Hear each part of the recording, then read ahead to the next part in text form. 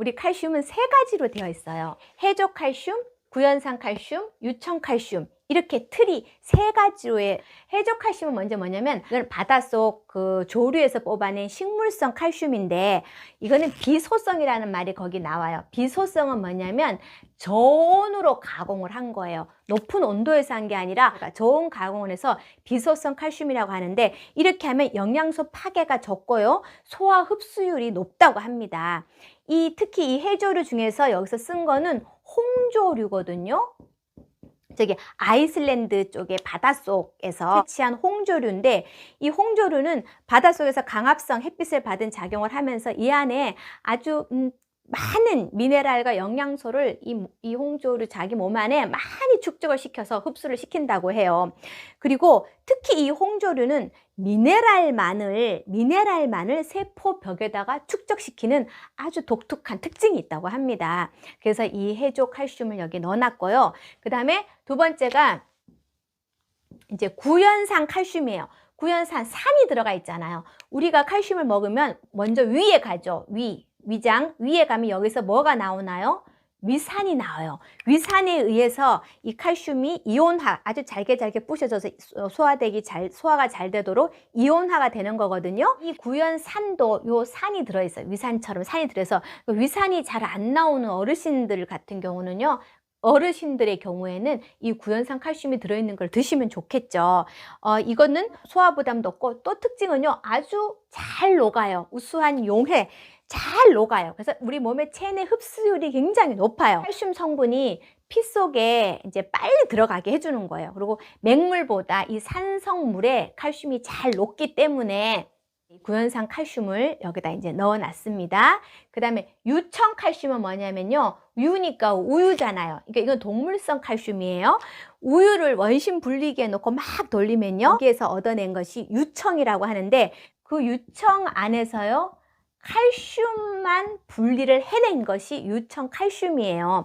이것도 우리 몸에 들어가면은 체내 흡수율이 굉장히 좋고, 근데 특히 중요한 건 위장 장애가 없대요. 왜냐면은 유청으로 그걸 코팅을 잘 해나가고 위장 장애가 없다고 합니다. 우리가 원래 있었던 이 칼슘이요, 이게 유청 칼슘이에요. 씹으면 우유 맛이 나거든요.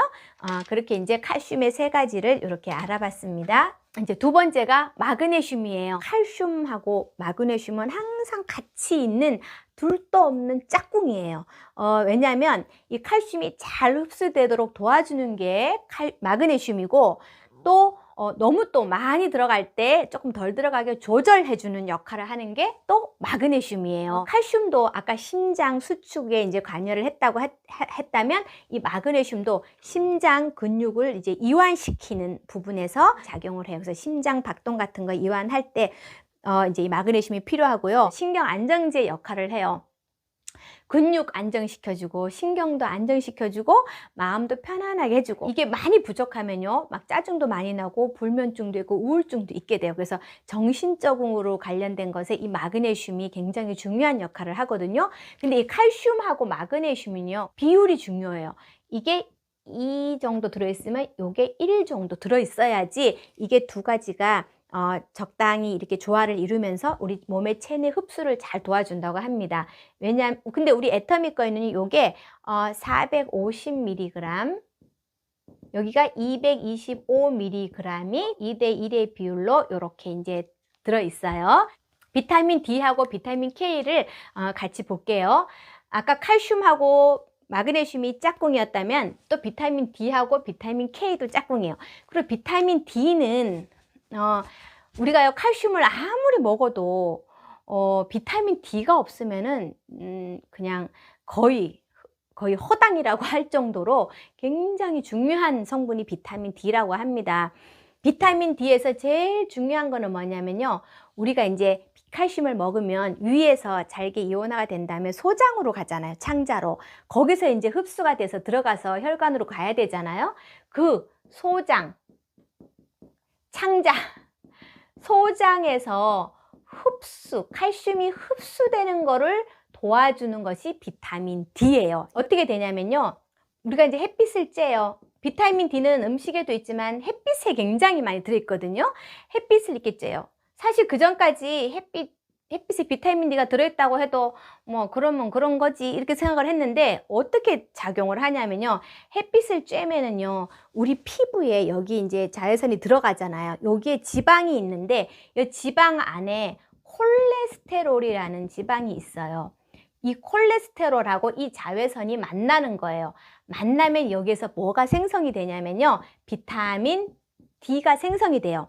근데 비타민 D의 상태로는 우리 몸에 작용을 할 수가 없고 비타민 D인데 이게 이제 어디로 가냐면요. 간으로 가고 또 이것이 또 신장으로 가가지고 콩팥 신장으로 가가지고 여기에서 뭐가 되냐면요. 활성화가 될 수 있는 활성형 비타민 D3가 되는 거예요. 활성형 비타민 D3. 우리 여기 상세 설명에 보면은 콜레칼시페롤이라고 이제 거기 적혀 있는데 그게 비타민 D3거든요. 이 상태로 되어서 이게 이제 또 어디로 가냐면은 이제 소장으로 가는 거예요. 그래서 거기에 가가지고 칼슘의 흡수를 도와주는 일을 하는 거예요. 그리고 이제 칼슘과 인이 같이 있잖아요.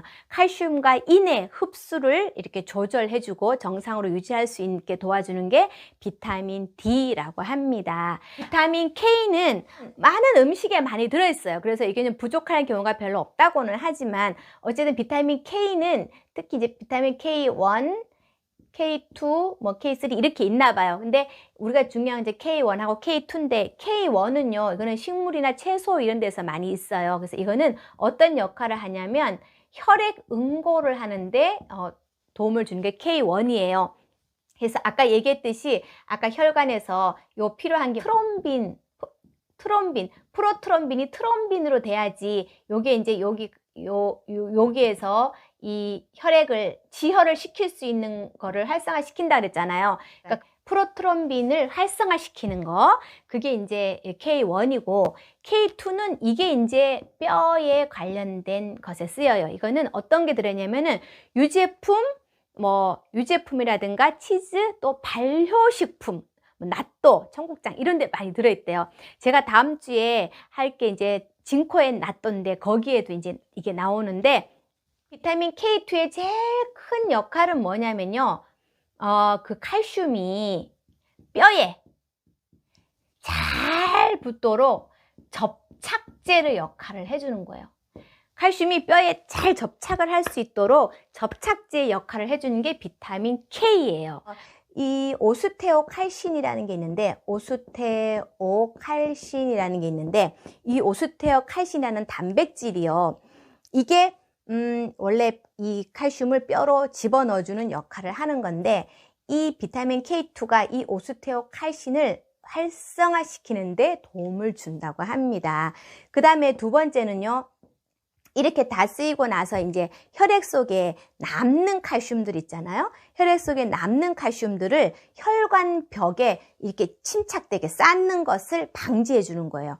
남는 칼슘이 혈관벽에 쌓이는 거를 방지해 주는 것이 그러니까 석회화를 방지해 주는 것이 비타민 K2인데 이 칼슘이 혈관벽에 쌓이지 않게 해주는 것이 MGP라는 이것도 단백질이거든요.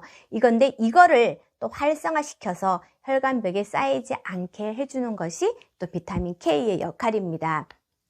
이러한 이게 이제 비타민 K의 역할이고요. 그 다음에 필요한 것이 구리인데 이 구리는요 철이 흡수되고 운반되는 것을 도와주고 그 다음에 유해산소, 나쁜 그 유해산소로부터 우리 몸 세포를 보호해주는 그런 항산화 작용을 하고 또 세포 내 여러 효소들의 구성 성분이 되는 게 다 붙어 있는 게 구리예요. 그러니까 구리도 굉장히 중요한 역할을 해주는 것을 집어넣어놨고 그다음에 망간은요 우리 몸에 이제 SOD라는 어떤 효소가 있는데 슈퍼옥사이드 디스뮤타제라고 해가지고 이게 우리 몸에 활성산소 있잖아요. 나쁜 활성산소를 제거하는 아주 제거를 강력하게 해주는 효소예요. 근데 이 효소를 활성화시켜주는 게 이 망간이라고 합니다. 연골, 콜라겐 생성에 도움을 줘서 연골 조직이 형성되게끔 그래서 결국은 뼈 형성에 필요한 그런 성분이 이제 망간이라고 합니다. 그 다음에 이제 이렇게 여기 칼슘하고 친구들은 다 알아봤고요. 그 다음에 이제 또 부원료, 5가지 부원료를 넣어놨어요. 첫 번째가 이제 가시오가피가 있는데, 가시오가피는 제2의 인삼이라고 불리는 건데, 이것도 뼈하고 관절 건강에 굉장히 도움을 주고요. 그 다음에 홍화씨도 역시 이제 관절에 좋고, 연골, 그 다음에 혈액순환 잘 되게 해주고, 그 다음에 토사자라는 게 있는데, 이거는 뼈에 굉장히 좋아요. 그래서 골다공증에도 굉장히 좋은데, 특히 이거는 남자들한테 좋대요. 그래서 스태미너 강하게 해주는데 좋고, 그 다음에 이제 우술은 우리 터마신에도 있었잖아요. 우술은 골수를 보충해주고 연골 세포 수를 증가해주는데 이제 우술이 많은 도움을 주고요. 그 다음에 차가버섯이라는 게 있는데 이게 이제 버섯 종류이기 때문에 베타글루칸이 많아서 아주 항산화 작용, 우리 몸에 굉장히 좋은 성분이 있고 각종 좋은 미네랄들이 많이 들어있잖아요. 근데 제가 이게 보니까요. 이 애터미 매거진 겨울호에 요 GS 글로벌 소식에 뭐가 들어있냐면요. 2021년도에 걸 이제 여기서 했는데 러시아에 차가버섯이 유명하대요. 왜냐면 이 차가버섯은 차가운 곳에서 사나 봐요. 러시아에서는 차가버섯을 활용한 제품을 개발 중이래요. 이거는 자작나무에서 기생하는 게 차가버섯인데 이 북유럽과 북아메리카인들이 내가 면역력이 떨어졌다 하면은 이 가장 먼저 찾는 것이 이 차가버섯이라고 알려져 있다고 합니다. 그래서 차가버섯, 이렇게 좋은 차가버섯도 여기 애터미의 부원료로 넣어놨어요. 세심하게 잘 만들어 놨으니까 이렇게 아침, 점심, 저녁 이렇게 꼬박꼬박 잘 드셔주시면 좋겠습니다. 설탕 같은 거를 먹으면요. 설탕은 제조하는 과정에서 이게 산성, 아까 이 숫자 이쪽으로 내려가면 안 좋은 거잖아요. 산성으로 바뀌는 거예요. 근데 그 설탕이 우리 몸에 들어가잖아요. 이거를 분해를 시키려면요. 그때도 칼슘을 빼갖고 쓴대요. 왜냐하면 칼슘이 알칼리성이기 때문에. 그 다음에 우리가 소금 짜게 먹잖아요. 그럼 그 나트륨이 짜게 먹으면 이제 그것도 산성이잖아요. 근데 그러면 그 나트륨이 몸 밖으로 배출이 될 때 그냥 안 나가고 칼슘을 턱 붙어갖고 칼슘하고 잡아 끌고 같이 나간다고 합니다. 그러니까 나트륨 같은 거 너무 과다 섭취하지 않는 게 좋겠죠. 예, 부족할 경우에는 또 이렇게 건강식품 같은 거 이용하시면 될 것 같아요. 감사합니다.